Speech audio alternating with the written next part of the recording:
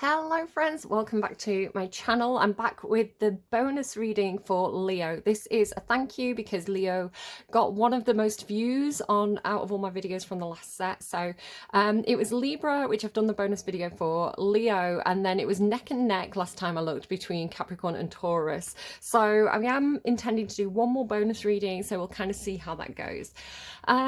So Leo, I can't really remember too much about what your last reading was about, but there is a touch of now do you remember in the last reading you had that she's like a cat in the night and then she is the darkness? It's like this, I don't know, there's something about this because you've got taming the wind, so it's like the attempt to tame this kind of wild woman energy.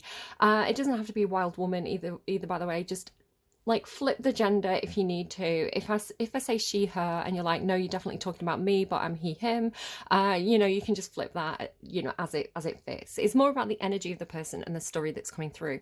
Now, I don't know if you're the one trying to tame this other person who seems quite wild, or if you're the one that is being tamed. Again, just kind of flip that and reverse it as you need to.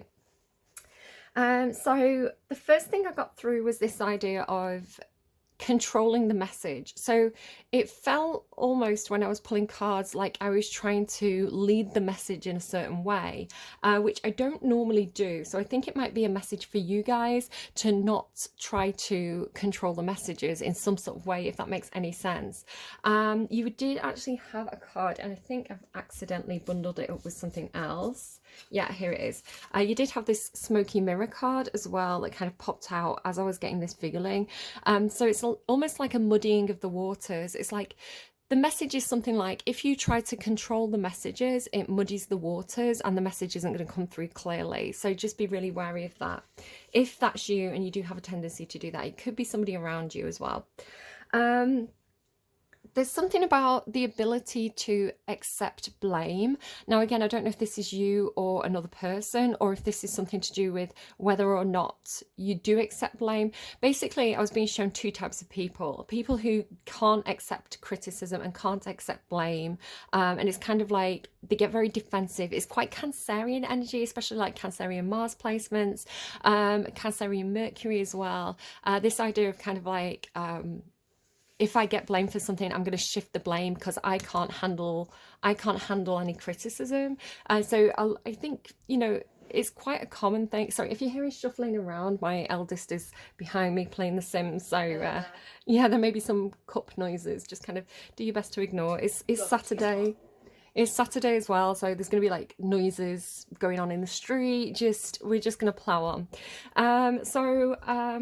Yeah, this idea of kind of like people who it's never their fault, right? It's never their fault. And if you try and say, hey, I'm not blaming you here, but you know, could you maybe do something different next time? Or hey, I'm not pointing fingers, but what you said made me uncomfortable. It's that sort of thing where, you know, and they may know that deep down inside they may be almost perhaps hypercritical of themselves, kind of like Virgo energy. So it's almost like it's unbearable to you know, to have your own self-criticism reflected back at you, and then you have that Cancerian energy of kind of like, no, I'm perfect, it's all your fault, you know, like reversing the blame, something like that. But you could also be, because I was showing this second person, the type of person who takes all the blame all the time, you know, kind of it's almost like the opposite, right? The person who can't accept any blame or finger pointing, and the person who's kind of like, yeah, it's all my fault, everything's always my fault, I messed it up. So there's something about with the smoky mirror, it's almost like seeing clearly your the part you played in a situation, so not refusing to see the things that you did wrong, but also not blaming yourself for everything either. So there's something about having to kind of like wipe the mirror clean and see your own parts, your own part that you played in something very, very clearly. Like, to what extent were you culpable? Are you taking too much blame? Are you not taking enough blame? Something like that. That's kind of a side message. I'm going to kind of move on from that.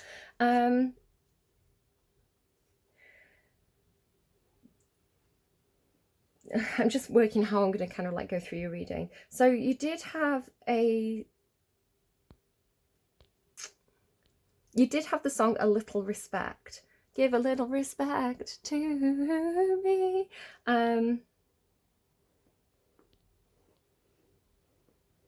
So that could be it, right? It's like being respectful. Somebody could be asking you to be respectful. You could be asking someone else to be respectful. It seems tied to this kind of sacred contract. So I'm going to come back to that kind of as we go through the reading. But I just wanted to mention it because it could be something to do with this idea of somebody who can't accept blame. I also had a dream, quite a vivid dream. And I don't want to go too much into it, but it was basically like...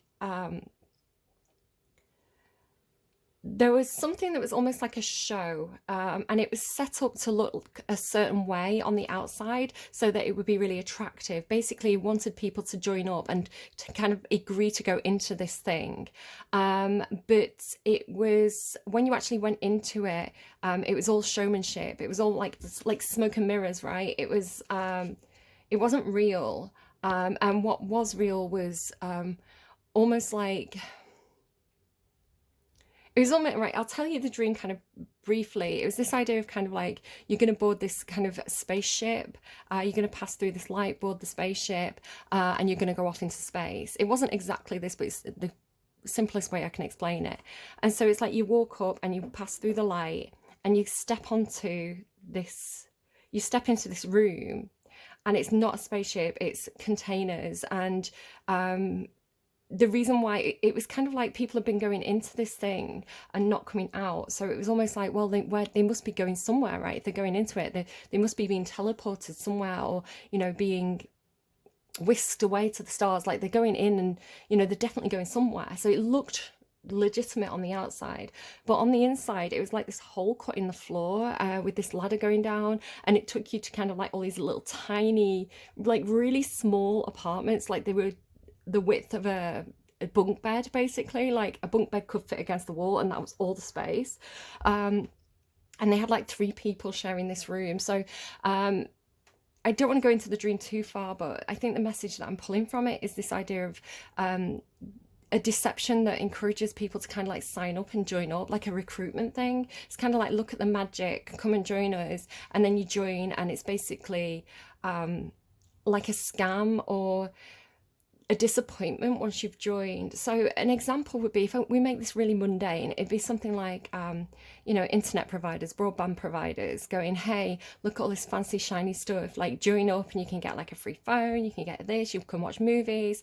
And then you join up and, you know, once you've joined, it's kind of like they lose interest in you, and you don't get any offers anymore, and you don't get, you know, it's kind of this idea of kind of like, the recruitment is the most important part, and actually maintaining the people and keeping them happy was almost not even an afterthought. It wasn't even a consideration.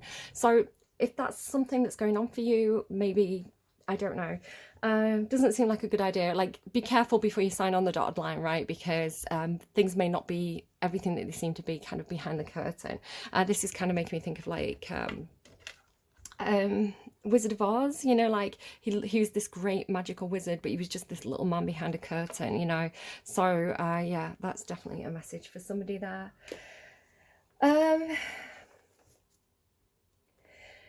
Your reading seems to be revolving around this person.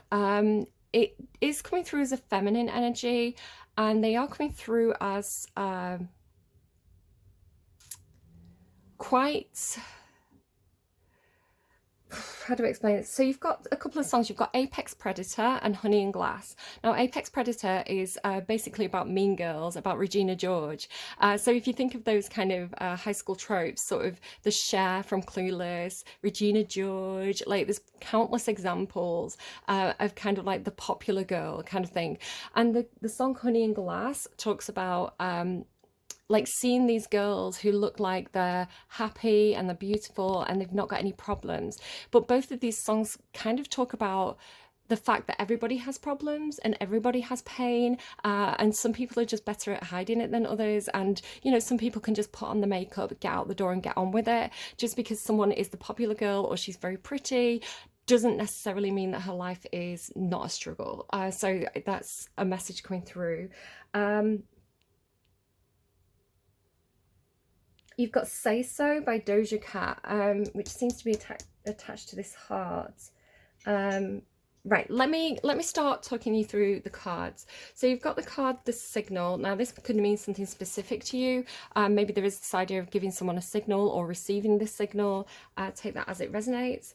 You've got, sorry, my cat sits up here. I've had the reading out for a couple of days and he's brought dust.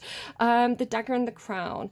So this could be something about a betrayal of leadership, or something about leadership that is quite hidden. Now the crown does talk about you know, the person in charge, like the person who has authority, the person who it's a symbol of authority basically. But the dagger is kind of like similar to the swords, where swords can represent communication, truth, honor, integrity, but the dagger is a bit more cloaked, right? You can't hide it. If you're walking around with a sword, it's quite obvious. So the sword is more of a symbol of status or a symbol of somebody's authority, where the dagger is a little bit more like cloak and dagger, right? Smoke and mirrors, cloak and dagger. So it's this idea of needing to do something or needing to say something, but being quite surreptitious about it, not necessarily wanting everybody to know. So it's, I don't know, the crown I would associate with you because you're Leo, right? So Leo tends to be kind of like, I don't know, the king of the jungle. I know that's not a thing, but you know what I'm saying, right? Lion King, right? I would associate Leo with leadership and therefore the crown with you. But this idea of maybe needing to do something that's quite, maybe needing to take action, but it's quite secretive action. It's like you don't want everybody to know about how you lead, something like that. The next card that was out was Android Programming and Purpose. Now this talks about maybe needing direction. It can come out when you have that feeling of feeling quite directionless, not knowing what to do with your life, feeling like you need to take up some kind of new hobby or have some kind of goal or purpose. So it's this questioning energy. It's this, what am I doing here? Am I needed here? Do I serve a purpose by being here? Maybe I'd be more effective if I went elsewhere and kind of like, you know, had a different goal or a different direction to take. So it's this feeling of kind of like, am I in the right place doing the right thing? But the idea of programming as well, we can talk about programming in terms of, you know, how if we watch certain movies, we can be drip fed certain ideas which kind of contribute to how we react in certain situations. The culture and the society and the traditions that we grow up with can program us to respond or react differently to certain ideas or, you know, certain things that happen. How much of what we do is really autonomous and how much of what we do is part of our programming, part of our conditioning as a culture, as a member of a society. So those kind of ideas could be coming up, especially with like the crown and the dagger. I have been getting stuff coming through, like collective messages about how our leaders can manipulate the media, for example, how our leaders program certain values into our society to make us chase certain dreams or have certain ideals or value certain ways of living over perhaps alternative ways of living. So these questions could be coming up for you at the moment as well.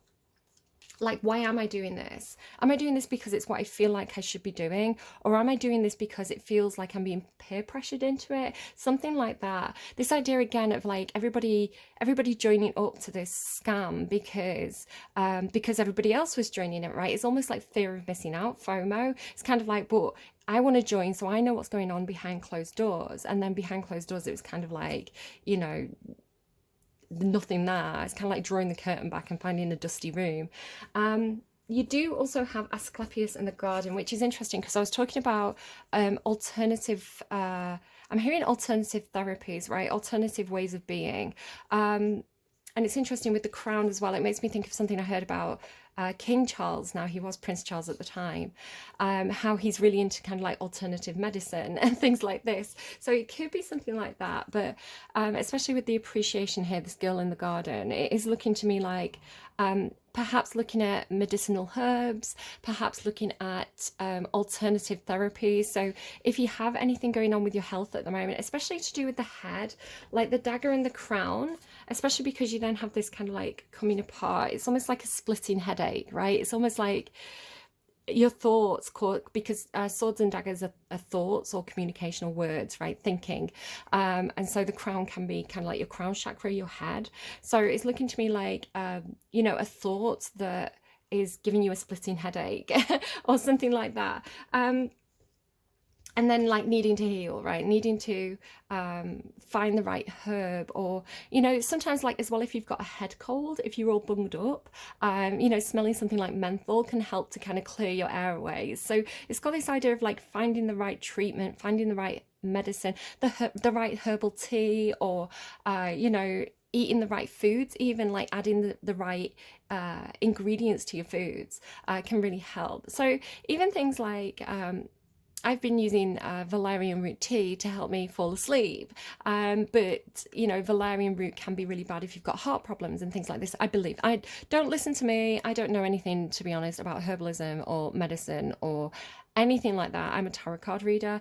But so if anything that I say is interesting to you, please go and do your proper research on that before you start taking any kind of random herbs, because I don't want to be responsible, right? It's kind of like this idea of things being used for the correct purpose. If they're used for the wrong purpose, they can actually do more damage than being healing. But Asclepius in the garden is the garden of Asclepius. So it's kind of like this idea of a garden that's full of all interesting herbs and you know, good healthy things. But with Asclepius, who's the kind of the god of medicine, it's like knowing how to apply that, right? Knowing how much quantities to give, you know, being able to understand dosages, and you know, how different plants and different herbs and different medicines all work together. And at the end of the day, modern medicine is just basically the chemical version of what the herbs are doing, right? It's just the manufactured version of something that has its elements in something that's more natural and more nature-based. So again, I'm not saying one is better than the other. I think that there is room in this world for modern medicine and also kind of alternative therapies, and I think they can complement each other. That's why it's called complementary medicine. I don't think it has to be one or the other. I think both can help, and it's all down to the individual to kind of work out what's best for them on a kind of a rolling self-assessment basis, and obviously with proper medical advice and, you know, the people who've done the research and know what they're talking about. But yeah, it's up to us really to know what's right for us. We don't always know what's right for us though, right? Which is why we need the professionals. Could be something in that for somebody. Honey and glass as well. It kind of makes me think of like, I put honey in my tea sometimes, especially if I've got a cold. I'll have like honey and lemon ginger tea. So it's making me think of like honey in the glass. Which is funny because without saying too much, I watched a movie that's out at the pictures at the moment, and honey and like dosages of honey was a factor in that movie. I'm not going to say what it was because I don't want to kind of do lots of spoilers. It's just making me think of that. But like I say, it's something that's on at the pictures at the moment. So your reading starts with the council. Now this could be talking about some sort of group. It could be talking about perhaps, it's making me think of like, you know, the council, like the people who run the town, you know, the town council. But it's making me think of like meetings as well. Like, so you go and have a council meeting to kind of like discuss what's going on. Excuse me a second. So my eldest was just saying, her friend group, their friend group, they call themselves the council because they sit at the back of the class, and like it's like a running joke. So the council could mean something specific to you like that, but it could also mean something like, because what else came out? So I've got a lot of cards underneath. This is kind of like the underlying of the bottoms of the deck. It just kept on talking to me. So I'm using the underlying quite a lot in your reading because it was like giving me more information about certain aspects.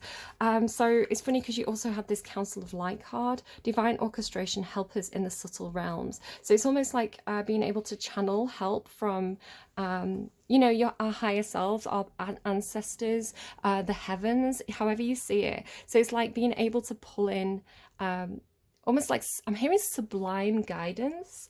So yeah, the Council of Light. So take that as it kind of resonates. And also you had this sixth chakra archangel Metatron. So it's looking to me like you perhaps have been maybe meditating, maybe trying to connect with you know, whatever you think is kind of like the higher energies, whatever you think the council of light is for you, and trying to pull it in, and maybe even having like visions with the sixth chakra, which is like the third eye chakra. So we're talking like sixth and seventh chakra, crown chakra, third eye chakra, which is interesting because you've got this dagger and the crown, right? So it's almost like a truth comes in that causes you to have this coming apart. It's almost like the head kind of splitting apart, right? So again, it could be like somebody shares their opinion, or you know, tells you a truth, but you know, it causes you to get in your head about it and have this kind of like splitting headache. It could also be that there's like a breaking up of something. So for example, sometimes councils can, like in parliament and politics, it's kind of like sometimes, you know, the council can break apart and kind of like people have to kind of like win their seats back, that sort of thing. But it's followed by silent snow, winter's dream gestation period, and horned cactus resourcefulness. So it's got this feeling of like maybe a group of people kind of breaking apart and having some quiet time, or having a it's like something being put on hold or something, or you know, everybody going away for it could be something like you know, if you're working at a certain place, it gets to the winter holidays and everybody has like 2 weeks holidays. It's like the office is closed for 2 weeks over Christmas, so we're going to have this kind of like this silence time, right? This snow time, and then everybody comes back together again. So you do have coming apart and then coming together. So if you do have the feeling of something in your life that is perhaps again like a work thing or a friendship group, and you have this feeling that it's all coming apart, maybe people are going their own separate ways. It could be something like college, you know, you finish a course and everybody goes off to kind of like go on their own adventures and like do their own things. So it's kind of like, when is the gang going to get back together? So I am seeing you all coming back together, whatever this is, but there is definitely this change happening as well. So yeah, so especially because you've got silent snow and winter's dream gestation period, it's kind of like the need to be resourceful while this is on hold. I am seeing it more as like on hold than kind of completely cancelled. So it's kind of like because it's silence as well, right? Silence and then gestation period. It's almost like everybody goes away to kind of like think about what's been said. Everybody goes away to kind of sleep on it. You know, this kind of, we're not allowed to talk right now, perhaps. There could be something where, you know, everybody goes off to work on their own project, but there could be a need to not collaborate and not discuss it. So I'm thinking of like, I'm thinking of a really specific example. Let me just try and pull it in. It was this video that I watched, and it was something to do with people researching, I think it was like researching black holes, and they were basically testing one of Stephen Hawking's theories about this kind of Hawking's radiation, but to get a really scientific to take a really scientific approach and to, you know, not skew the results, they basically had something about like 5 or 6 teams, and they would get these 5 or 6 teams to all go off into their own rooms with all the research and with all the evidence and with all the data that they had available, and they had to kind of like run the numbers, but each had to basically go into their room and not come out until they'd run the numbers, and then at the end they all kind of came back and compared notes, and every single team had all got the same results. Like there was like a margin of difference, but it was a really small margin. It was actually surprisingly the same, right? They all had the same answer, even though they'd all worked entirely separately, because, and this was really, it gave like credibility to the theory, because it's like, well, everybody got the same answer kind of thing. So it could be something like that, where it's kind of like you have to come apart so that you can all not be influenced by each other, and think on this separately. And so when you do come together and compare notes, there's more legitimacy about it, something like that. This, again, it does seem to be for the best, or it does seem to have a good outcome. It doesn't seem like it's a bad thing, even though it may be quite difficult, especially if you're really friendly with your co-workers, to not be able to go and ask them for advice or check in with them. You know, to have to kind of go radio silent, it could be quite difficult. But I want to say there's something as well about this where there's this idea of like, well, each individual, even though they're separated, each individual member of this group, they're all receiving their ideas from the same source. So this would be sort of like, say if this was some kind of like psychic theory, it'd be like, right, we're going to get 6 psychics. Normally they all work together and talk to each other and kind of compare notes, but we're going to isolate them, right? Maybe for a few months. Like, we're not going to let them talk to each other, and we're going to see if, you know, if they start to receive messages, are they all getting the same message, or are they all getting different messages? I know from my own personal experience, I can be talking about something and it will seem completely like wild and far-fetched to me, and I'll think, I don't know why I'm seeing this, or I don't know why I'm getting this message or this kind of like totem, but here, you know, I'm going to say it in my reading, and I'll finish my reading and I'll go and look on YouTube, and like all my favorite readers will all say the same thing for the same signs. It won't be the exact same message, like every video will be different, but you know, things like I'll be seeing lotus flowers for, like, I know that Nicholas Ashbow's Capricorn reading had lotus flowers, and I was like, that's so funny to me because I was seeing lotus flowers. I don't think I said it in my reading, so again, but it's that kind of thing. As an example, it's kind of like I'll see it, a Capricorn will talk to me about it, Nicholas Ashbow will have lotus flowers. It's like everybody's getting lotus flowers for Capricorn. So it's that kind of thing where everybody is saying the same thing. So this could be why there is the need to isolate, because it could be, are we influencing each other subconsciously, or are we all saying the same thing independently? I know, because I will do my reading and publish it, and then, or like I'll do my reading and then they'll publish their reading, and I'll go, well, I know that I already got that message before I saw their reading, which again is just something that's like validation for me. You can believe me or not, I don't care.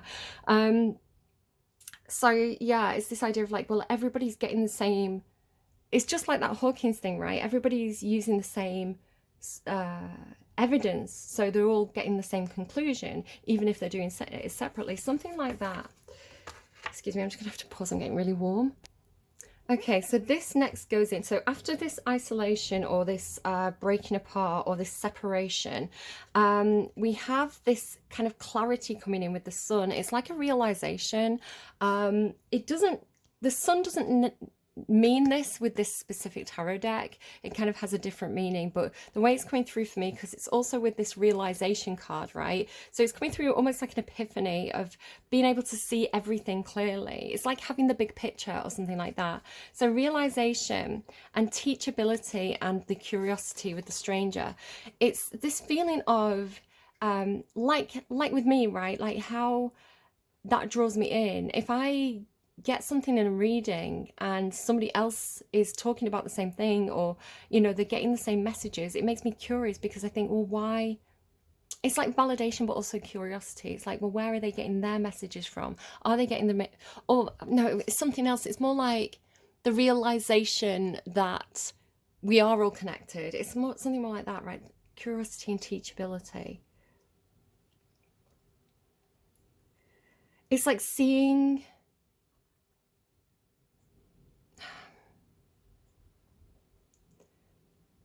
it could be a situation where somebody, if this is like a psychic thing, right? And it's this idea of kind of like, well, everybody must be sharing information, or, you know, if they're all saying the same thing, then they must have all talked to each other. Maybe it's kind of like, you know, sometimes in workplaces, there can be like an investigation where it's kind of like, well, we need to talk to everybody one-on-one and keep them separate, so they're not kind of, you know, all coming up with the same story or something like that. So it's that idea of like isolating people and like, you know, taking everybody's evidence one by one, and they've all seen the same thing. It's making me think, I've been watching those paranormal programs. What's it called? It's like Encounters. It's a new series on Netflix, Encounters, where it's kind of like all these people have all said the same thing. So the first episode is like it's a school, I think it's in Wales, and it was back in like the 70s, I think. And basically all the kids in the school all saw the same strange phenomenon, right? So the head teacher was like, there must be something going on here. Very logical approach to it, like, and what I'm going to do is I'm going to get them all separated. Going to get them all to kind of like do like a witness statement and then compare notes afterwards. And they were all really the same. Like, he got them to like draw what they'd seen, and all the drawings were very, very similar. So it's something like that. It's something, it may not be that exact thing, but it's something along those lines of the idea of kind of like, it's almost like that process of separating them, but they all still say the same thing, is creating this curiosity and this realization in the other to say, oh, there must be something to this. I've seen this. I've found the evidence. I've seen it for my own eyes. That might be why I'm talking about like Stephen Hawking's as well, and the idea of Hawking's radiation. So for a long time, people thought that nothing came out of black holes. It was like, it's like a wormhole or like a suction or a hoover. It's like once something goes in there and it's compressed, it's never coming back out. But Hawking's was like, hey, I have this theory. I'm pretty sure that there's this radiation coming out of black holes. And again, they proved it, that yes, the numbers add up, and it's proved the theory. So it's that sort of thing. It's like, the disbelief that there's something there until you get that evidence for yourself and you fact check the evidence, right? But then when you have got the proof of whatever this is, it doesn't have to be anything paranormal, right? When you've done that process, it's like, it's you or this other person, whoever the one is who needed the evidence, right? It's like they are becoming teachable. Where they were closed off before, this realization is causing them to be teachable, right? It's causing them to be curious rather than closed. So the encouragement card is here. It was very determined to be in the reverse. There could also be something about giraffes. You've got multiple giraffes in this reading. They've got 2 here and there's another one lurking around somewhere. So giraffes could be something specific for somebody. But giraffes give Aquarius energy to me, which also, that stranger card is kind of like, that's kind of like Starman, Aquarian energy that I talk about in my readings sometimes. So encouragement in the reverse, there could be something going on where somebody feels very discouraged, or they feel like they're not getting enough encouragement, right? It's almost like, because it's with the council, it's like, when the splitting apart happens, when the isolation happens, it could be that this person felt very discouraged, like not motivated, or it could be that somebody felt like they weren't valued. But then this is coming with appreciation and a woman holding a heart. So I want to say that there is appreciation here, right? There is this recognition of value, or there is this somebody wanting to show their appreciation or show their love, which is causing or creating the situation or the right environment to be able to come back together, where it's something like there was something that wasn't equal before, right? Because if you look at these 2 cards here, the come together card, it's like they're the same size, right? They're equals, but here one is much bigger than the other. So it's something like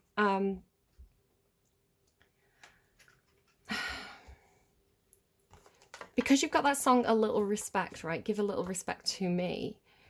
It's like, don't treat me like a child, right? It's like, I don't want you to encourage me as though I'm a child. I need you to see me as an equal in order for us to come back together, right? I need to feel appreciated as an equal. I need to feel loved as an equal. And like, I need my love and appreciation to be reciprocal, right? This has to be... we have to be the same size here in some sort of way. I'm saying that as well because later on you have like the 6 of Earth, which is this energy of like making something equal, making something fair, like balancing something out. I'm just going to have a drink of my coffee and then be back. Yeah, I want to say there is something as well about things being perhaps a bit surface level.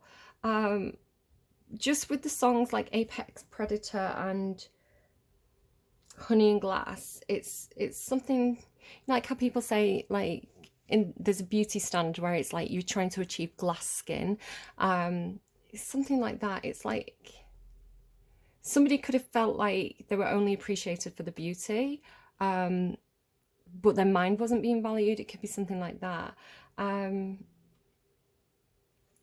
Or, you know, this person could be very, very good at kind of like hiding their pain, and they could be going through something that's very, very challenging, which could be causing them to act up in some sort of way.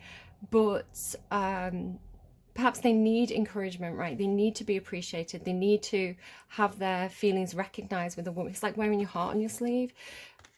It's like they need to be,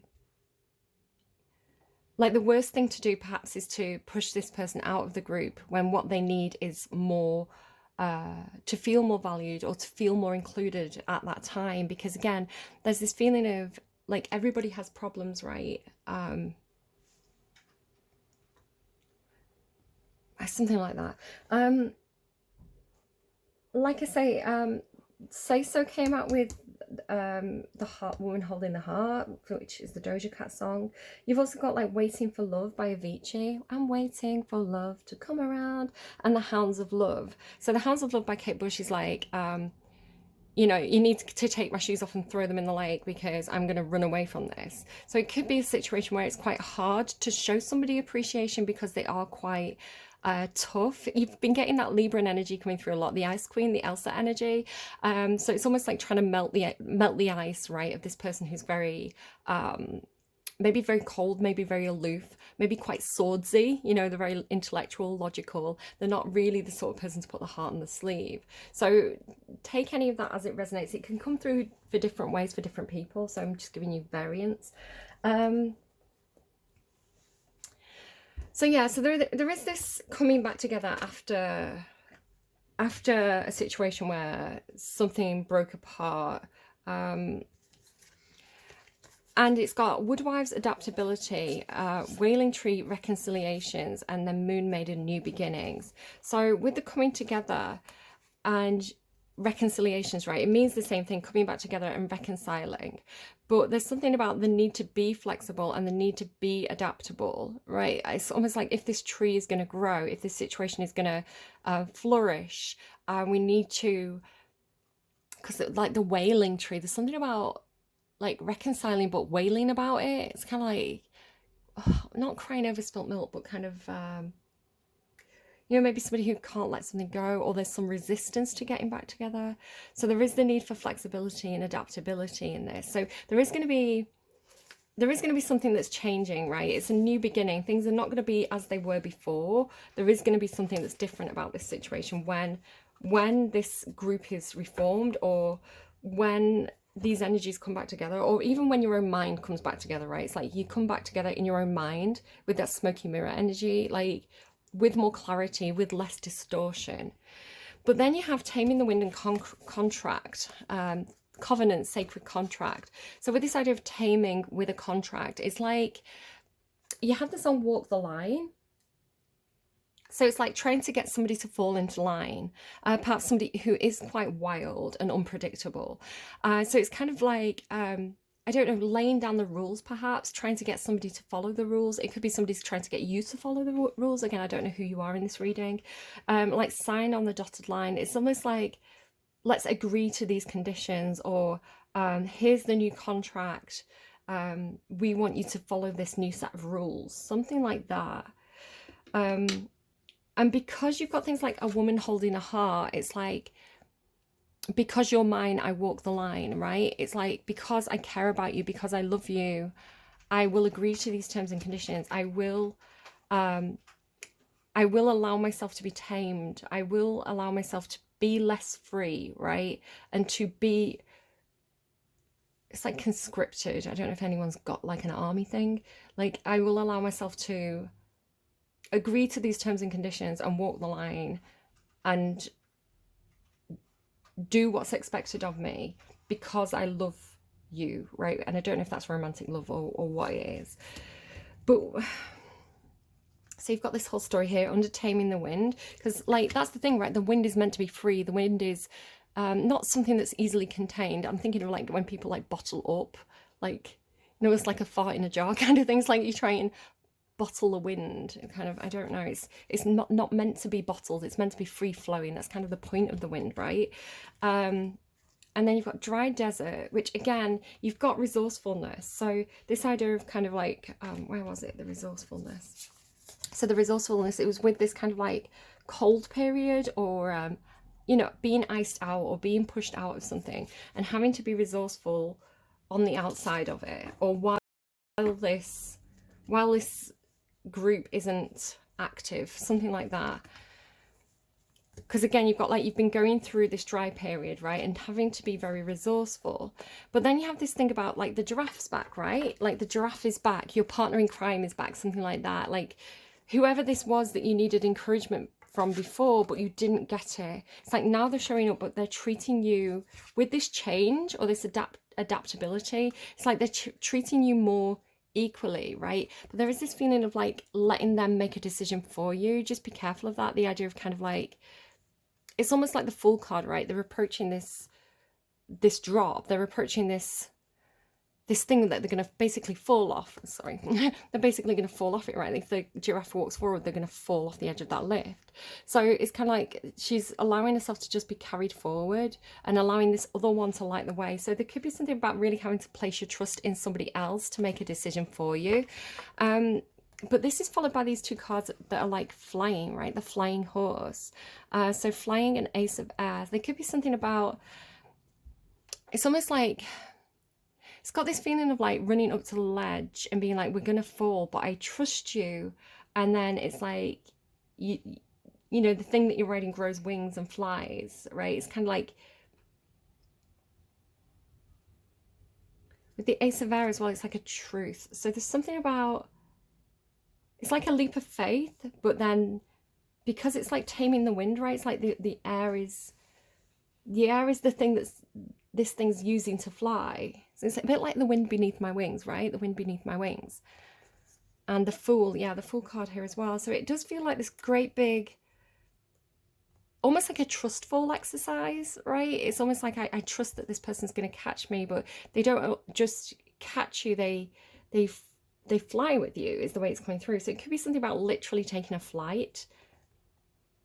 Or maybe this person's flying to you as well. It's almost like this is coming towards you as you are, because you're together with this one. So this one is flying in. Again, it could be, if this is like a work group thing, it's kind of like maybe some people do have to fly in. Maybe some people have like gone home for Christmas, and so they have to kind of like fly back to when the group starts again. Something like that. I don't really know, right? But it's like everybody seems to be rushing together. But there's something about taming the wind. It doesn't feel right. And I'll get into that kind of as we go forward. So this idea of like, let's tame the wind then, right? Let's, maybe it's something like, because the wind is the thing that we're using to fly, right? The wind is the thing that we're using to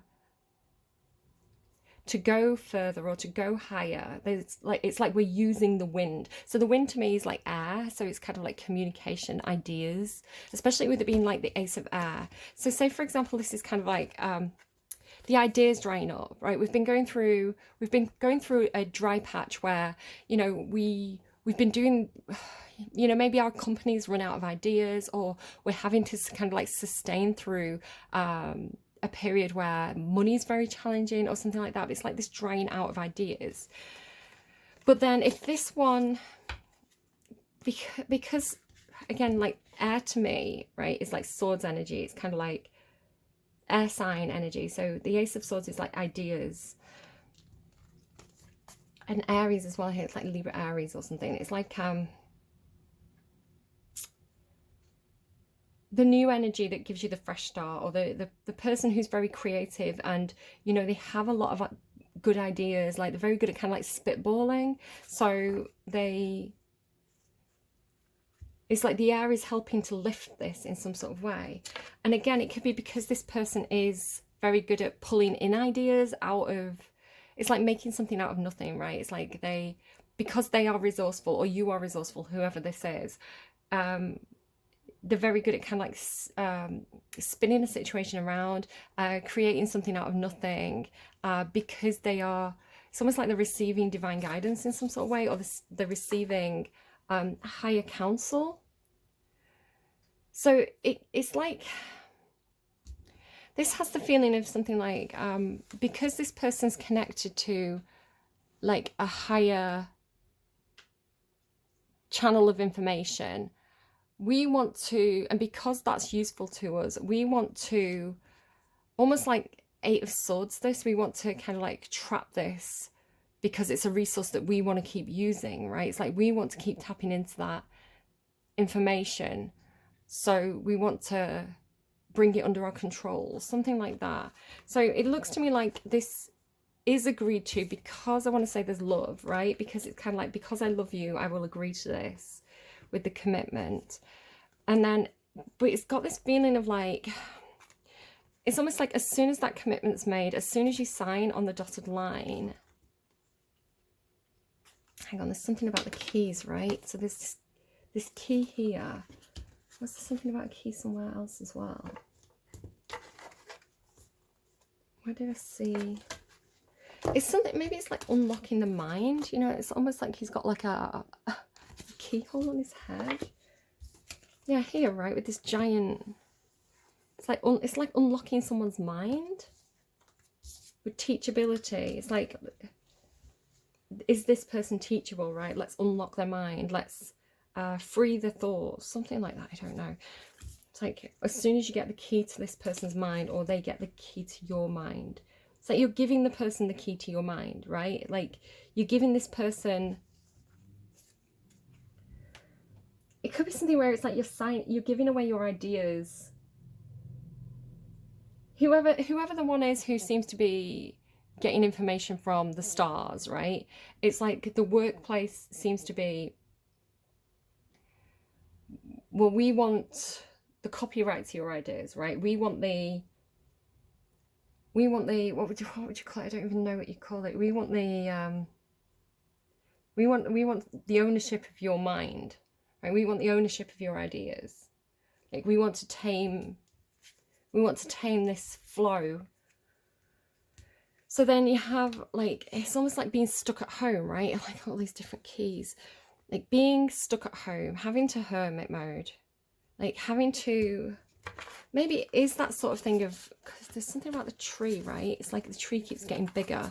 So the oak tree to me can mean, it can mean something like a family or a workplace. It's like something that's very sturdy, right? Something that's very dependable. It's been there for a long time. So the idea is like it's getting bigger and bigger. You do have the laurel tree under the signal. It's just like, it's like she's being incorporated into this. Maybe it's something like that, because some of you may know the laurel tree can symbolize Daphne for me, the Daphne and Apollo story where the girl transforms into a tree. So it's almost like being sucked into an environment or being incorporated into a system, right? So it could be like going into, it could be something like getting the keys to your own home, but it's, the home is part of a bigger system in some sort of way. Like, you know, maybe like a gated community. It's kind of like, it's, yes, you've got your own home, but it's part of a whole, you know, a big area that's got its own set of rules, its own systems. You know, you might have to pay certain maintenance costs and things like that, something like that. But then feeling very, very stuck. It's almost like lockdown feeling, right? It's like, maybe it is the idea of having to,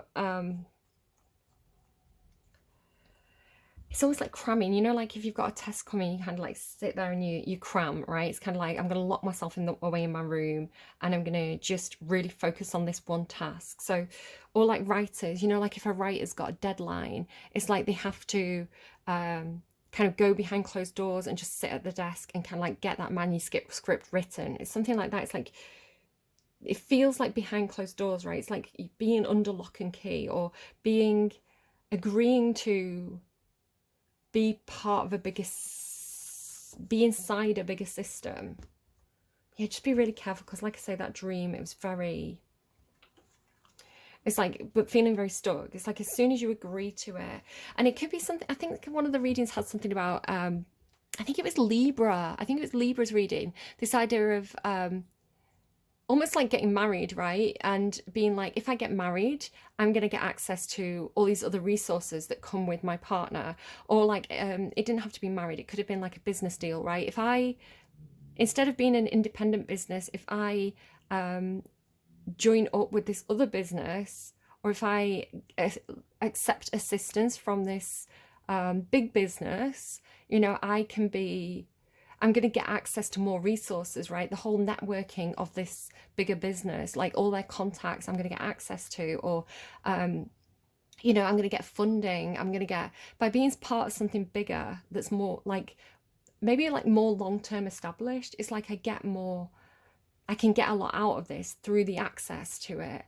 But it does mean that I have to agree to certain terms and conditions, and perhaps I do have to give away some of my creative freedom, right? Some of my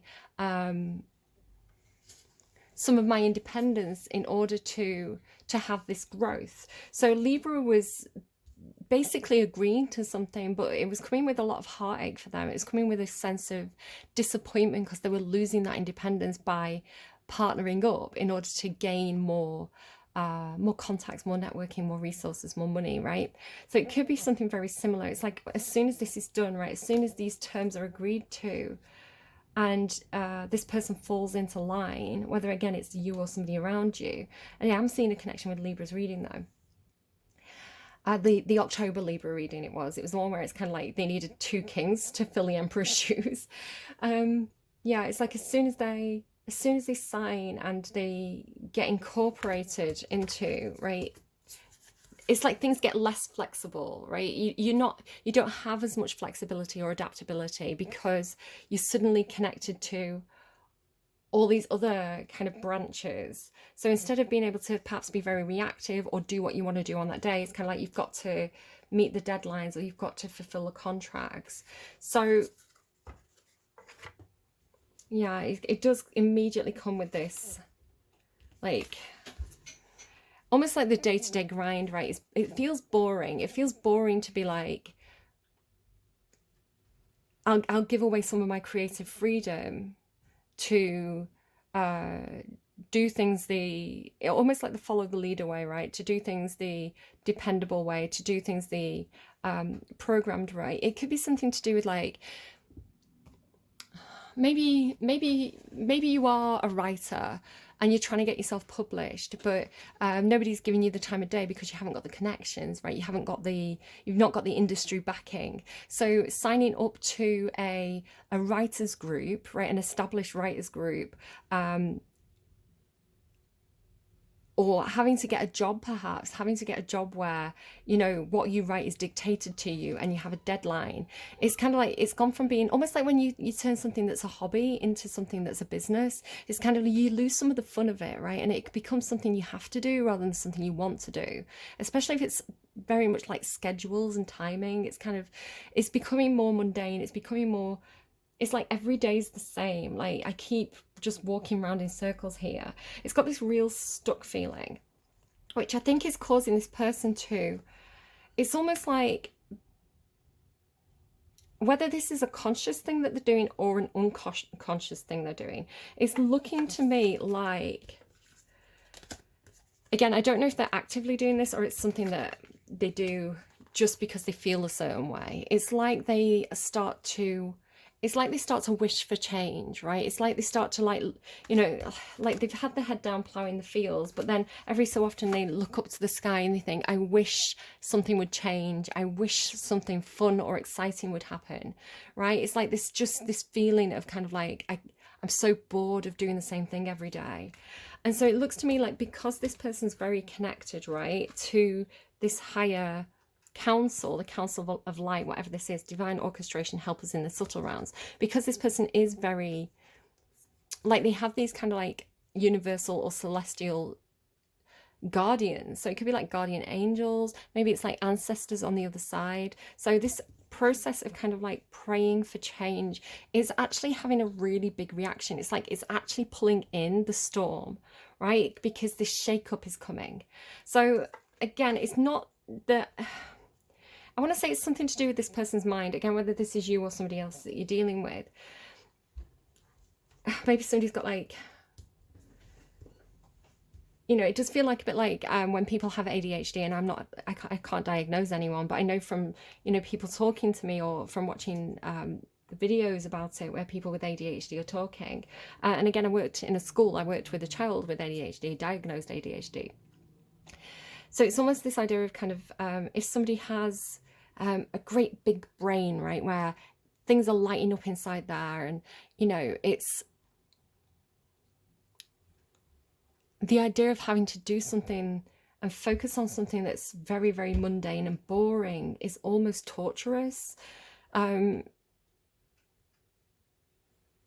I want to say this person's doing, it's making me think of a kid in school, this person's doing this because, right, that's what's expected of them, right? That's what they agreed to. Like when you join the school, you're agreeing to a certain set of behaviors or a certain set of expectations, right? It's like, I need to hand in my assignment because this is what is expected of me in this situation. And yet having to do kind of like a lot of stuff is very repetitive in today's modern education. It's kind of, you know, they'll teach the maths, whatever subject that they're doing, they'll teach it from Monday to Friday, right? And then they'll revisit it the next year. So there is a lot of repetition with learning. So it's almost like that. It's like it's the repetition that seems to be getting this person down.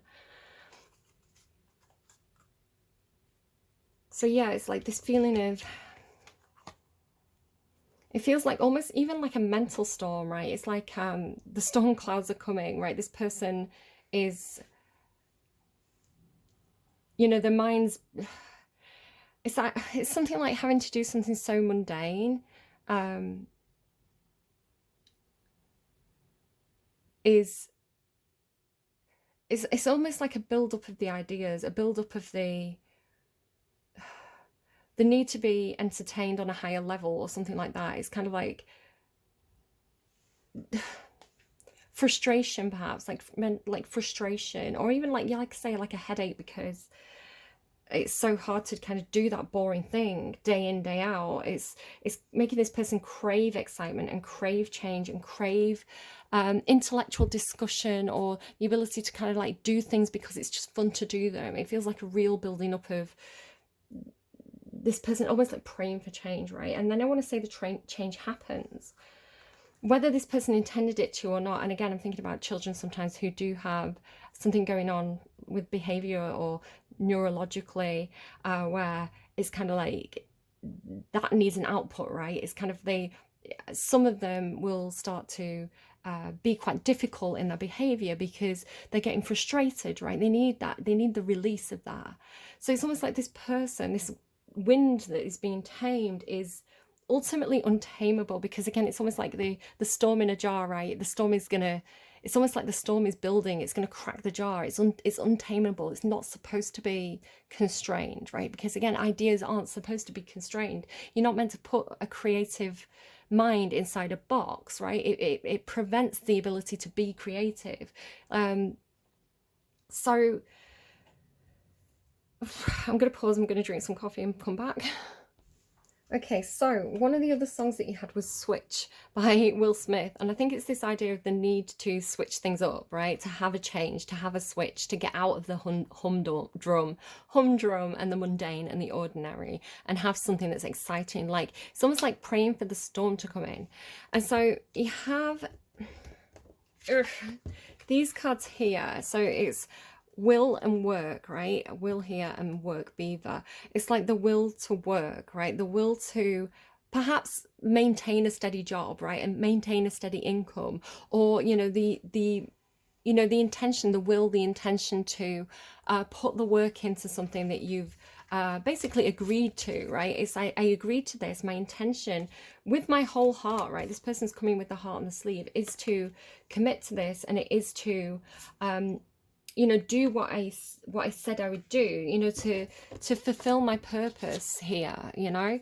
But there's something else about this. It's something like, again, it's like the storm clouds are brewing here. Well, I'm not sure. I may come back to those cards. And then you have the Four of Air as well. Now, the Four of Air is about, it is a card about healing, right? And maybe having a day off, you know, staying in bed for a day, having a spa day. It's about maybe having a period of being a little bit stressed, or, you know, feeling a little bit hurt, and the need to kind of rest and do the self-care, or, you know, even just to kind of like sleep it off or to think things through. This is kind of like the rest period. This is where like the Asclepius and the garden come in. Like that would be connected to the Four of Air. But there's something as well about like healing the mind, or healing the mind, healing the thoughts, or getting your thoughts in order perhaps. Because this change will come in, because this person has wished for it. They've either intentionally or not, like the intention, the conscious intention of this person is to work on it, right? Or is to do what they've agreed to do, like to do the work. That's what they've intended.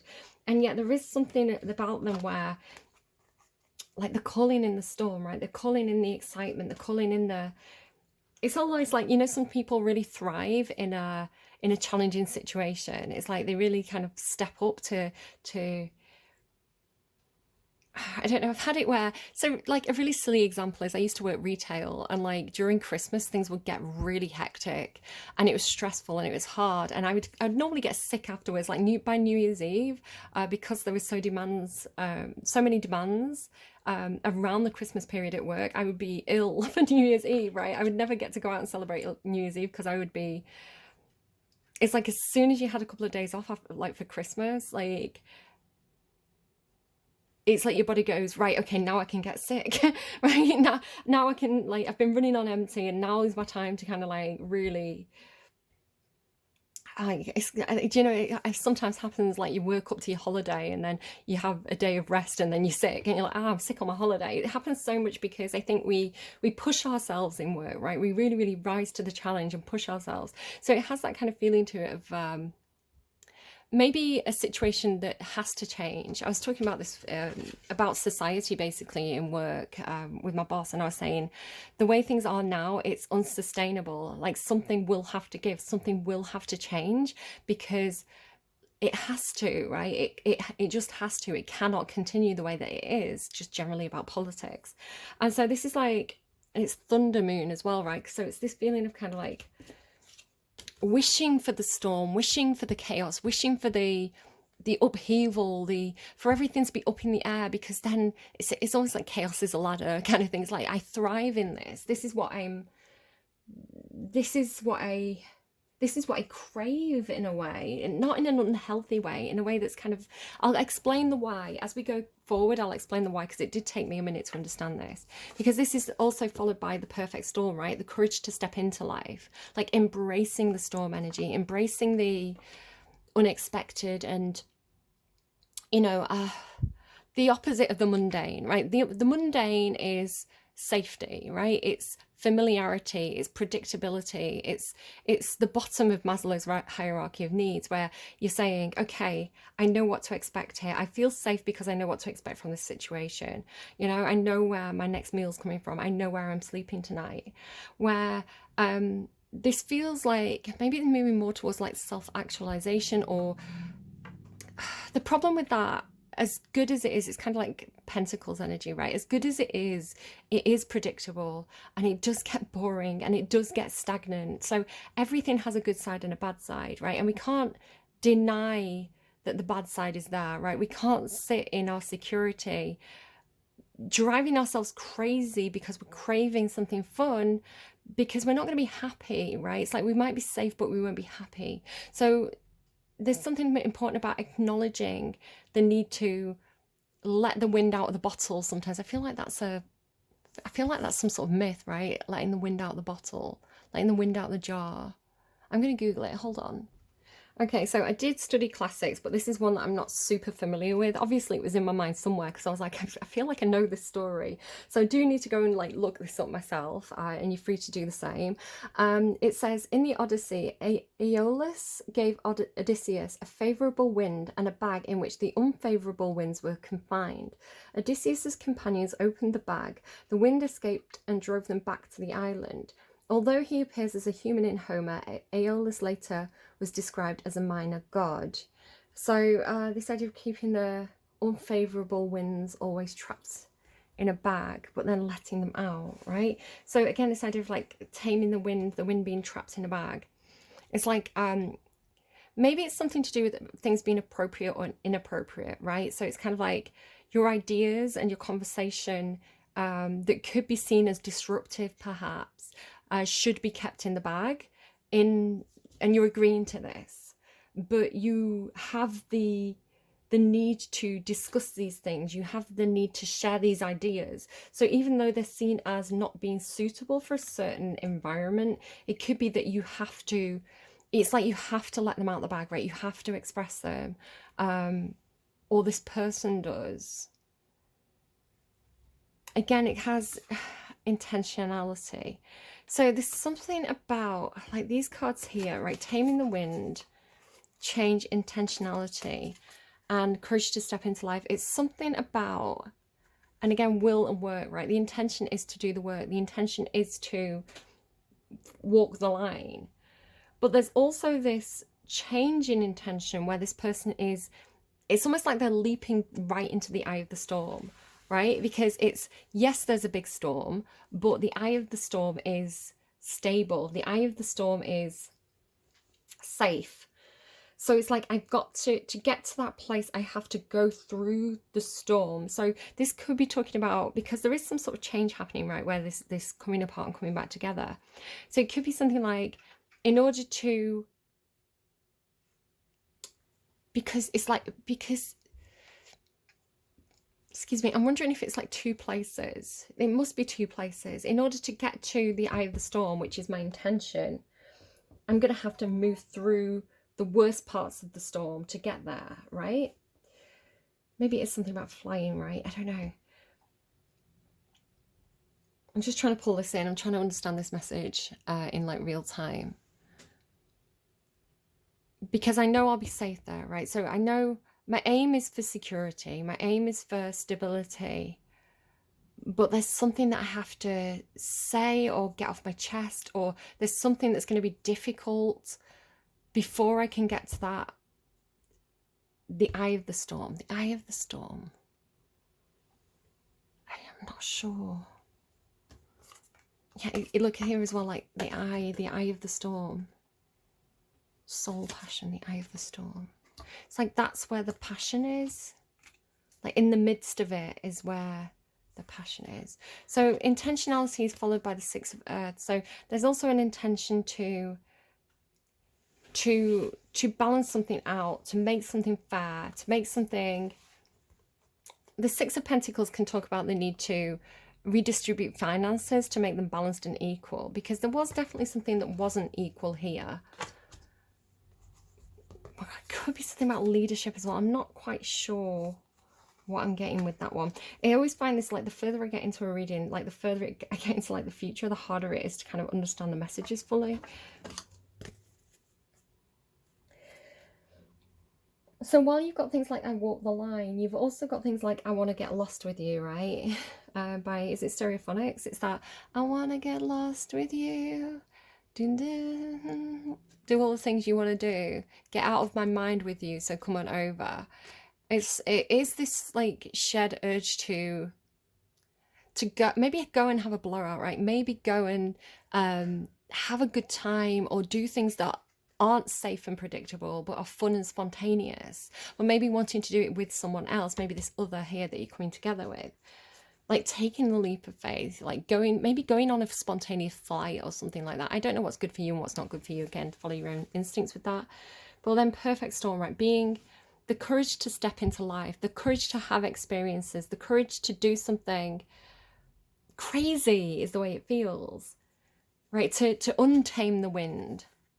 And then like the passion. So there's something about the benefit of the soul of this, because our soul isn't growing if we're in a safe, dependable, familiar, samey, stagnant environment, right? To have soul growth, we have to basically make mistakes and, you know, have new experiences and learn lessons, right? And we can't do that if we're behind closed doors all the time. So it's almost like I need to grow here. I need to maybe, again, with like purpose, it's like if I don't know what my purpose is, if I don't know why I'm here, then I need to change, or I need to go into a different environment to see. It's like I can't figure out who I am if I don't have the experiences to be able to choose, something like that. So the soul, supermoon attraction, chaos harpy, and release jaguar. So it definitely looks to me, again, this idea that this one who people are trying to tame, right, seems to attract chaos. It's like, even if they have the best intentions to walk the line, because they care and because there's love, it's like their nature is to, or there's something about them that attracts the chaos and the disorder, because it's not natural for them to be in a fixed environment. Again, this is why I really loved that old job that I did. I didn't like the workplace and the structure so much, but the actual job itself would change. It was a creative job for a big part of it, and it would be different every week, right? I would be, yes, it was on a rota that I would have to change the displays, right? It's like once a month we change the window, but what the window display would be different every time. So you know, you'd have the process of like unpacking everything and being like, oh, what have we got, what weird you know, displays, like what are the components of this display, like how is this going to look? So it was, you know, how do we put this up, how do we construct this? So it's almost like doing an art installation every month. So it's like, yes, I know that next month and the month after that and the month after that I'm going to do an art installation, but what that installation is going to be is going to be something creative and different every single time. It's going to keep me entertained, right? It's going to keep me engaged. So there could be something about like that, where, you know, if you're doing something that's more boxed ticking, right, if administrative, or, you know, it's so, it's like that storm builds inside you, right? The turbulent winds build inside you, or this person, and it just attracts chaos, like whether they mean to or not, whether it's their intention or not. It's like they call it in because their soul needs it. Look at these numbers as well. Look, you've got 44, 14, and 4, 4. So 4s are about stability, right? It's like tent pegs, you know, the firmer you put in those tent pegs in, the 4 tent pegs, the sturdier that tent's going to be, or the sturdier you lay the 4 foundations of a building, the more structural integrity that building's going to have. So it is about stability, but stability that's flexible, right? Like here, like stability that's flexible and adaptable, and not forced into a bigger structure that's confining. And then this is also followed by these are also followed by the jaguar and release. It's looking to me a little bit, because she's like bowing down to let this jaguar come out. So it's something like what's been kept inside. So if you want to talk about Carl Jung's shadow, now would be the time. So it's like the thing that you've trapped inside, the thing that's been suppressed, right? The chaos within, you know, sort of bowing down and letting that come forward, letting the harpy come out almost in a good way, to kind of like play and be part of the storm, be part of because it's definitely coming in, whether you push against it or not. It's like it's coming in. And it's the perfect storm, right? It's like, it's perfect. If this is for you, it's perfect for you. It's like, it is like chaos is a ladder. It's like, you're going to be in your element. You're going to know exactly what to do in this situation, because it's like, it's the perfect storm for you. It's your storm. It was created because you wished for it. You know, the universe is bringing this in, these changes in, because it's what you were craving. It's what your soul was craving, right? So it is like, it's almost like the storm that's the answer to your prayers. It's like you'll step up. But then there's also something about, because I didn't understand why the 5 of water was here after this, because it's like, if you've asked for this, and if this is what you called in, whether intentionally or not, or this person did. It's like, why would you then be grieving? Because the Five of Cups is about grieving the things that you've lost, right? And not really seeing the good opportunities that are on the horizon. It's a very glass half empty thing. It's like, oh, this big change came in. I've lost this. I don't work in that place anymore. You know, I can't do this anymore. I've lost those connections. But it's kind of like, well, what's coming in? The change came in for a reason. It's your change. It's your storm. So the universe is bringing this Two of Cups, which is like the perfect relationship or the perfect job or something that's just right for you. It's kind of like the Goldilocks, right? It's like this porridge is just right for you, Leo. But maybe not seeing it because you have the adjustment period of kind of like looking at what you've lost, like looking at the things that you no longer have, right? So it does have this grass is greener feeling of kind of not quite seeing the potential of the new situation yet because you're so busy thinking, oh, but the grass back there was so green. I miss it. But there's also something very Cancerian about this, where, because it looks to me like she's starting to dance, right? Starting to balance. So I want to say there is a feeling of a change coming in that throws you off balance. And it could be that you get angry, right? With releasing the Jaguar.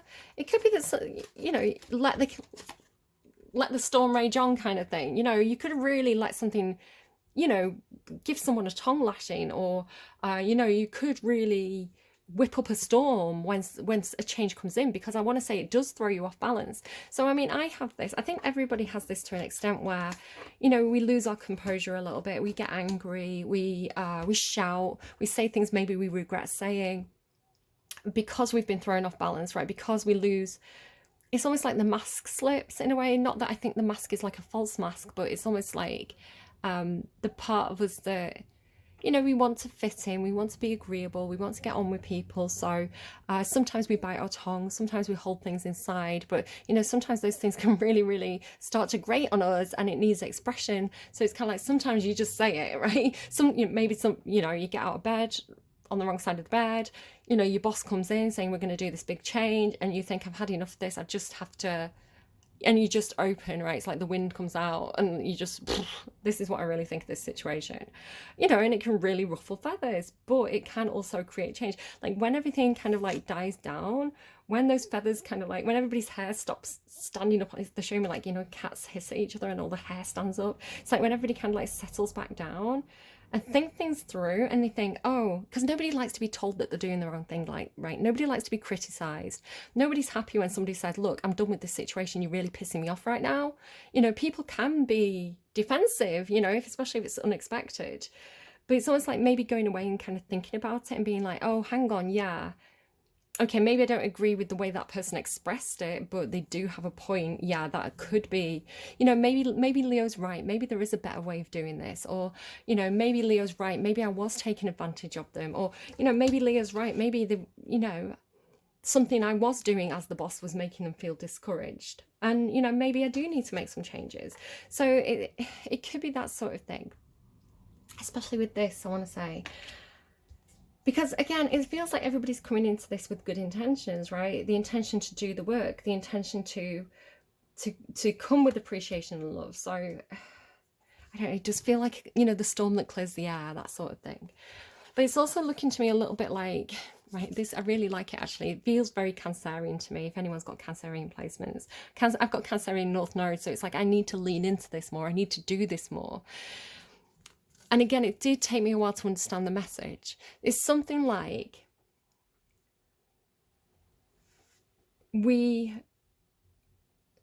through moments of sadness, through moments of grief or loss or change or challenge, you know, these things that are difficult in the moment, they can be turned into something that is, because it's followed by the creative muse, right? The joyful muse, inspiration. It can be turned into inspiration. It's kind of like the best writers are the ones that have had an interesting, painful, vivacious life, right? You know, the poets, you know, they write the best poems from those deep, dark, you know, painful places, you know, because it's life experience at the end of the day, right? So yeah, no one wants to go through it, no one enjoys it, and we wish it hadn't happened, but we can turn our pain into poetry, right? We can use our our disappointments and our frustrations and, you know, the hard parts as fuel. So it does feel like there's something that kind of like, it's almost like she's trying to balance, right? She's trying to balance on this ball that's rolling in the water, but it tips, right? And she goes under, and she has this moment of kind of like the distress, right? But then getting back up, getting back onto that ball, that rolling ball, it could be like the work. It feels like Taurus energy. And I'm learning to not only balance in this situation, but to thrive in it. And this is what I think is going to happen with the meaning of the Five of Cups being kind of missing what was and not quite seeing the potential of what will be.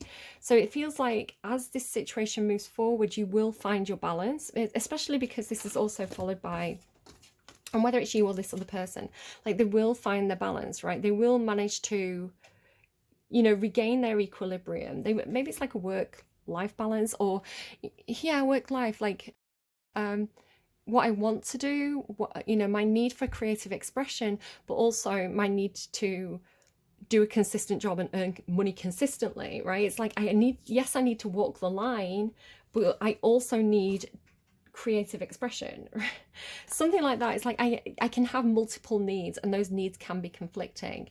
And so I understand like how to give appropriately to different situations in order to maintain the balance and not get into a situation where I'm calling in the storms again. But those storms are also food for these new creative projects that I have. It's part of my ability to be the creative muse, the joyful muse. I really love this card, right? Inspiration. She's playing with all the elements and creating something kind of new that's never been seen before. So in a really fun way, I always think this card, like, they love what they're doing. So there's this message here for those of you who believe that you have kind of like a divine counsel that's helping you. Like, where do our ideas come from?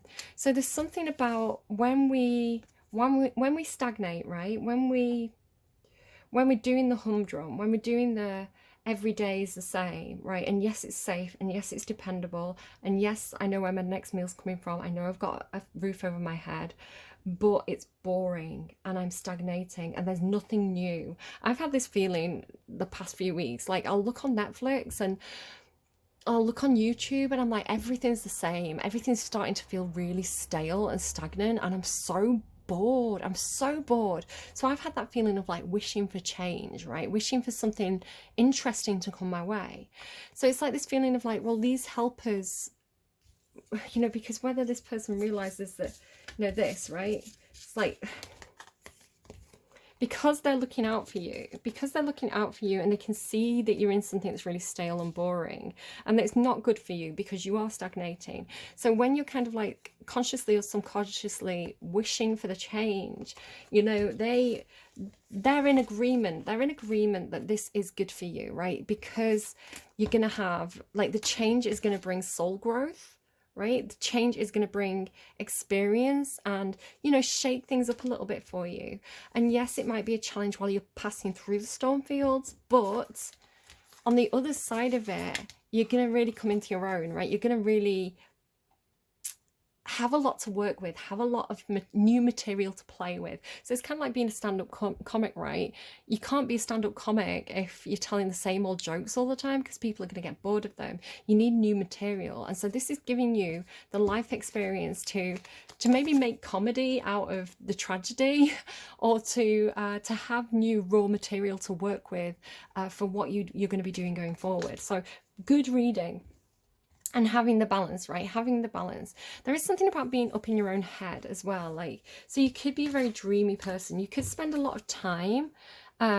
This is Piscean energy to me, Pisces energy.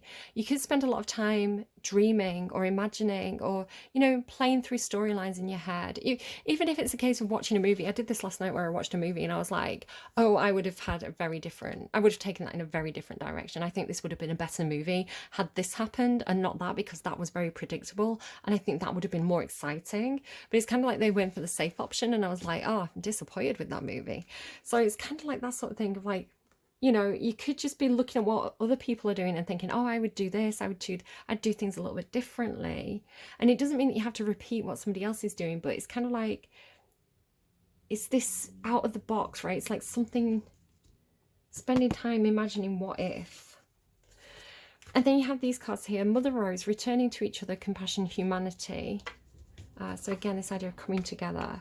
So it could be some sort of mother figure for you. Maybe a mother who's on the other side, or grandmother energy, something like that. There's something about the flowers as well. I have seen a lot of like roses. Star family as well. You're part of a team of souls calling support. Like, look, you have a whole team here helping you out. Dragon's Hoard, protecting the future. Again, this felt like these were protective energies, and they're protecting your future. It's like, don't worry. It's this feeling about the keys as well. Like, if you feel like something about like trying different keys. Wait, where's that card gone? Right, it's like trying the different keys. So maybe this is a case of like, you've been moving a lot, you know, you've had a lot of different homes, and you've never quite felt somewhere that, you know, feels like it's right for you. It's like you go, every step you take, you keep getting one step closer to the right door, like unlocking the right opportunity or the right door. Like, this is guaranteed. Like, these energies are protecting this for you.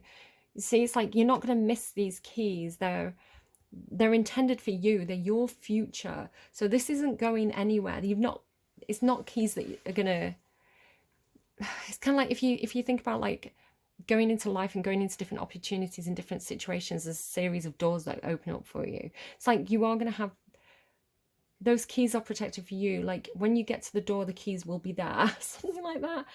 And then Spirit the River, movement towards adventure. Again, it's almost this energy of like learning to embrace the adventure. You see what I mean? It's like throwing yourself into it, like learning to embrace it, learning how to balance in an unstable environment, but perhaps needing direction, right? This is like tying back to this, like lost in space, needing direction. I asked the other day, after watching that Encounters program, I did a reading where I was like, okay, I'm going to try and connect with whatever's up there, right? Whatever these energies are, and I'm going to ask them to tell me about themselves. And from my own deck, I did have Clouds and Compass, and it did feel like losing direction, right? It's kind of like maybe they're lost, maybe they don't know how to get back home. The compass being like the star system, right? Which is always moving, and clouds kind of like the idea of like the clouds fogging their view. So I don't know if there's something in that, this idea of the aliens being hanging around here because they're lost, right? Yeah, I don't know, but also looking out for us, right? Also kind of, you know, while we're stuck here, we might as well do some good. So we can see that Leo's struggling, so we're going to change things because we can see their future. Oh, that's the thing. I ended up randomly I got upset about a Batman game. I can't remember the name of it now, but basically it's like there's like 3 versions of Robin in it. There's like, what's he called, like Nightwing, who's the original Robin, the Robin that like Dick Grayson. There's the Red Mask, I think he's called, who's another Robin, and like a third Robin, right? But they're all the same guy. Like, they all have the same black hair. Like, they're kind of like Robin in the future, but like all 3 of them are like a white man with black hair. And I'm like, there's just the same character with a different name, right? And I got annoyed, and I said, if I was making that game, I would have had like a black Robin, because I think if you were, you know, a black person playing that computer game, maybe you'd want to play with a guy who has the same skin color as you, right? Or the same background as you. I was like, why would you have basically 3 versions of the same character when you could have a different one? So then I started Googling, are there black Robins? Because I don't know, I get on one sometimes. And there was, right? So he's called Duke Thomas, and I really love his personality. So he's a university student, and he's basically, the Riddler's done something, and he's kind of like, if anyone can, he's turned off the power to the city, and he's like, if anyone can ask me a riddle that I can't solve, I'll turn the power back on. So Duke starts swatting, and he starts saying, right, I'm going to do all these mind puzzles, right? I'm going to do all these like like these, you know, I'm going to train my brain to be able to kind of meet this challenge. And I really love that he's kind of like academic. And I thought he's such a cool character. He's such an interesting character. When I kind of like went on the wiki and started reading about him, and he's got all these really cool powers. And I thought, what a big miss for them. What a great big miss that they didn't add a black character as part of this group of four, because, you know, it would have been relatable to a certain demographic. It would have added more variety to the game, and this character is super cool. I just thought it was so silly that they didn't add it. And so like some of his superhero abilities, basically he can manipulate light and shadow is his whole thing, like a photosynthesis kind of power. So it says he's got ghost vision. Duke's most, I'm reading from the wiki, Duke's most notable ability is what he calls his ghost vision, the ability to perceive the ghosts of where light has been or where it will be. So it's not that he's seeing literal ghosts, right? He's seeing echoes of the light of where something will be or where something won't be. So the idea of kind of like nothing is fixed, nothing stays in the same place. You know, you're not sat still, you're actually hurtling through the solar system because the world's always turning, right? And it's always moving. So if you could kind of like, if you could have a camera that was truly still, right, in the universe, positioned in the universe, not on the earth, and you took photographs of yourself, you know, you would see that shift. You would be able to see the light, you know, as it travels. So the idea of like the light traveling through the solar system, and I don't know, there's something about this in your reading. I'm so glad that I remembered to talk about it. He can look for a few minutes into the past to see the history of a given area. By sensing the ghost of where the light will be, Duke can look for a few seconds into the future to see danger before it happens. So I love this idea. And he can also manipulate shadow as well. So he's got, it says umbrakinesis, shadow absorption. Duke can pull shadows towards him and into himself to reveal more light in his vicinity. And he can expel shadows from himself, enveloping everything in a way of darkness. And I just thought, do you know what a big miss, because that would be such interesting gameplay mechanics as well. Like, it's so silly that they didn't do it. Anyway, and he becomes the Signal, right? And this is why I knew that. It's funny because I pulled your cards and then I was like, oh, he was called the Signal. And I was like, Leo had the Signal in their reading. So I want to say, it might not make sense at the moment, but maybe go and have a read of that bio. Maybe you are a comic book nerd and you're saying, yeah, I said the same thing. I don't know, but it did feel like it was something about your reading. So again, this idea of kind of, and this isn't airy fairy stuff, right? This isn't crazy fortune teller wibbly wobbly stuff. This is physics, you know, the way light travels through the universe, the way we're all moving.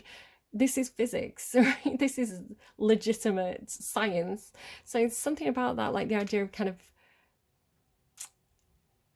time travel in terms of the perception of light, and whether, you know, maybe psychic ability is something about being able to project into the future a little bit, like how Duke can project and see light before it happens. I don't know, guys. I'm not a physicist. I don't fucking understand. I'm just telling you what I was getting in your reading. So 2 more songs then. Just again, I did your cards a few days ago and I sat down and I was just making myself my brew and I said, right, give me a song for Leo, make sure I don't miss anything, give me the main headline message for Leo. And you got Chasing Thunder by Kesha, and I was like, this is what we're talking about, right? This is this person. It says, I heard a story years ago from my grandmama, rest her soul, about a girl who never grew up, never grow old. She was wild, she was free, faced the fire fearlessly. I was like, this is Leo's reading. This is exactly it, right? That's the spirit, that's the ghost inside of me. Again, this idea of like releasing the ghost inside of you, right? Releasing the part of you that's not afraid to chase the thunder and dance in the rain. It says, baby, I'm not a rose, I'm a wildflower. Out of all of them, you chose one who will run free forever. It doesn't mean I'm lost, it's just that I like to wander. I've got that gypsy blood, always chasing thunder. So that's the thing, right? It's like, of all of them, you chose the one who will run free forever, despite this idea of kind of trying to lock them down, right? It's like there's something about them, like it's something in their blood, it's something in their nature that they have to be part of the storm, be part of the movement of the air. It's like, that's where, if their energy is air, you know, the storm is going to be attractive to them because it's pulling in the air, right? It's whipping up the storm, and that includes them and their spirit and their soul.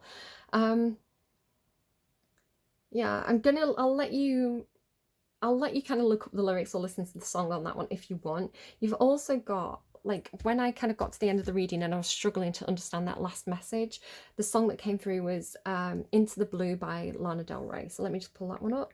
Into the Blue, Lana Del Rey.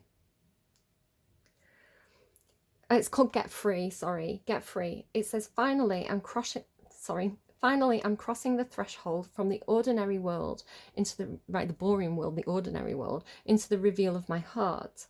Undoubtedly, that will for certain take the dead out of the sea and the darkness from the arts. This is my commitment, my modern manifesto. I'm doing it for all of us who never got the chance. And all my birds of paradise who never got to fly at night because they were caught up in the dance. Sometimes it feels like I've got a war in my mind. I want to get off, but I keep riding the ride. I've never really noticed that I had to decide to play someone's game or live my own life, and now I do. I want to move out of the black and into the blue. So I don't know. I'm going to randomize you a song right now on camera. So like anything that I've missed, any messages that need to come through, the most important message that will do the most good, please, for Leo right now. Hell to Pay at the Gates of Heaven by Peter Doherty. Come on, boys, you've got to choose your weapon at J45 or AK-47. I'm not encouraging violence, by the way, absolutely not. There's hell to pay at the gates of heaven, and the whole show, it comes tumbling down. It's all aboard the Armageddon, and the whole show, it comes tumbling down. The only way to get out the ghetto, join a band or join the army. It's a hell of a kickback from the grind. Kick back and blow your tiny mind. 2-page advert, don't do anything stupid, guys. I'm not encouraging anything like that. If you need to speak to a mental health advisor, go and do that. 2-page advert on the LA Times. They want you religious fanatics with military minds. They want London to Bangkok, Baghdad to Palestine. Come on, boys, you've got to choose your weapon. Okay, I get it. Join a band or join the army. So it could be talking about people who maybe are like the wastes and strays of society. It says religious fanatics with a something mind, right? Again, the dream that I had before pulling your cards, so again, it was a very vivid dream. I knew it was a message for you. It was basically teenagers. So it could be the army, right? Army recruitment. And it was like, again, it like from the outside, it looked like something that you wanted to join, almost like FOMO, right? It's like you wanted to join in with this. Like, it was almost like, I don't want to use the word, but it was like, see you later, Toby. Right, see you later, Toby. You get what I'm saying? So it was like, and it did have a religious element. It was like, right, you're gonna, you come and join this.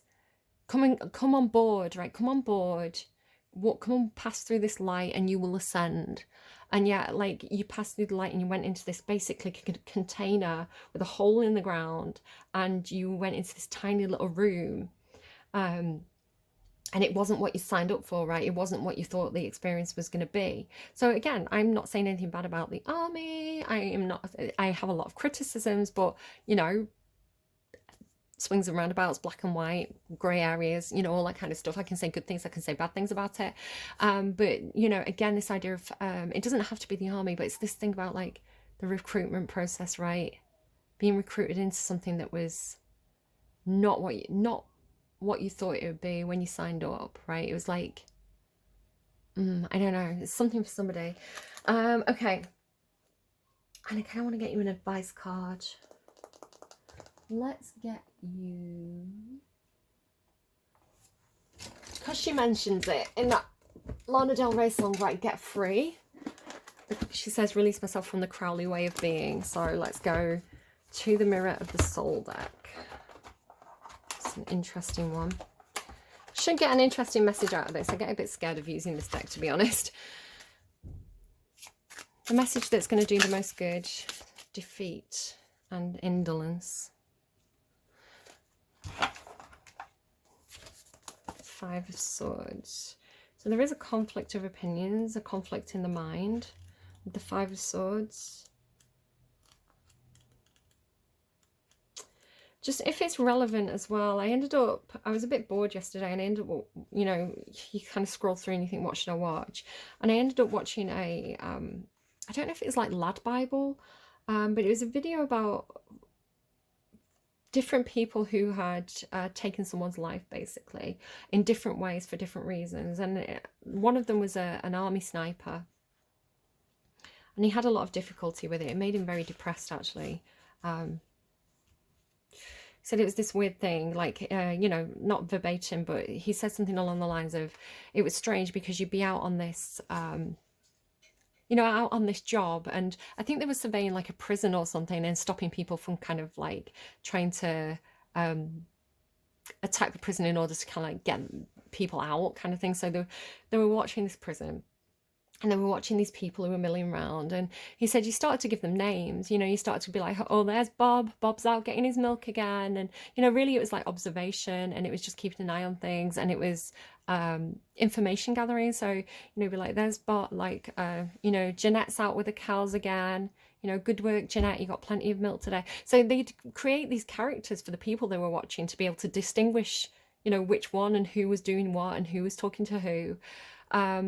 And then they'd get the order, right? They'd get the order to be like, take one of them out.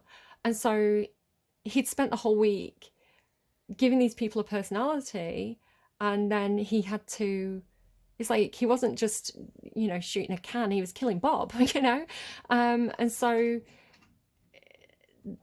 they were talking to this other guy as well who was like a gangster, and he was talking about how to do violence he had to dehumanize people. And so for the sniper, it was almost like he'd spent the week humanizing them. So to kill Bob was something really, really difficult for him to do. And it had a real difficult psychological impact that he didn't feel capable of talking about. You know, he had PTSD and all that kind of stuff that a lot of soldiers can deal with. So I don't know if there's something about that in your reading as well. So defeat, Venus and Aquarius, fear of loss or defeat, fear of painful situations or experiences. Interesting, because this whole reading has been about going into a difficult situation and finding the value of that, and this is the resistance to it. The Five of Swords are arranged in a pentacle which points downwards. Equilibrium is lost, right? Do you remember it said you need to get back into balance? The pentagram standing on its head is outlined by drops of blood. Old wounds have been touched and bleed anew. The swords are curved, i.e. they are injured, out of harmony. Each sword's grip indicates a different aspect of this situation. The fish represents the past. The sleeping snake shows that no renewal is happening. The downward pointing crown symbolizes lost awareness. The ram's horn shows that new impulses are lacking and nothing will be set in motion. And the seashell expresses the need for protection. So basically what I've been talking about, right? So no renewal is happening, loss of awareness, closed mentality, the idea of like holding on to something from the past, I guess. And no movement, which is exactly what I was talking about. Fear of defeat dominates the moment. It may be connected with relationships, or more generally, the beginning of something which is of great importance to you. It is the fear of losing control, of experiencing the feeling that everything is slipping out of your hands, right? Which is, do you remember that where I said it's like falling off and like losing your balance? It's that moment. And then resisting it as well, like resisting the change because it's making you feel unstabilized. Aquarius is directed towards the future. The challenge is to make room for your own objectivity and clarity, despite the fear of defeat. The white in the center of the painting represents the bright spirit attempting to break through the power of fear. Indications. Drawing this card shows that you are now ready to see your fear of defeat. Fear is irrational in nature, meaning it does not necessarily reflect the real situation. By recognizing this, you will set free all that set free, right? Get free, like Lana Del Rey. By recognizing this, you will set free all of those energies which have been bound up in your fear. Again, I had that feeling of like bound energy. If you are afraid to see control slipping out of your hands, remember the feeling that you are in control is an illusion. Seeing, understanding, accepting, and letting go of your fear will set you free. Get free, right? That's your song. What do you associate with the idea of defeat? Suggestion, write down the answer to the above question. Share the answer with somebody you trust. If old wounds are revealed, allow yourself to feel the pain. This is the only way for them to heal. affirmation: I accept my fear and let it go. So I'll let you have a look at that. You can kind of screenshot that and keep referring back to it for the time being while you're going through this process. I accept my fear and I let it go. All right, I hope this reading is helpful to you. Again, you got the bonus reading because a lot of you viewed the video, so thank you so much to all the Leos out there and the cross watchers who kind of bolstered that video up. And I guess if a lot of people are watching it, there is a great need for extra information, extra advice, and to have that kind of bonus reading. So I hope this is helpful. Please take care of yourselves. You will be okay. You will regain your composure and find your balance again. Just allow the process to happen, right? Allow the change to come in. Try not to resist it too much, even though I know you're scared with whatever this is. But above all else, like, you know your situation best. You know what you're going through. You know what works for you and what doesn't work for you. And you don't have to take my advice. I'm just reading cards. I don't know your situation personally. It's going to be different for everybody coming to this reading, but hopefully you've got something out of it that's going to be helpful. You'll land on your feet. You will be okay. It's just, it's hard to see. It's kind of like, it's hard to see the other side of the change when you're looking at it from this side, right? So when you get to that other point of view, I think you're going to see things very differently. So hold on, keep your balance, regain your composure. You're going to be okay. Take care. I'll see you again soon. Bye, friends.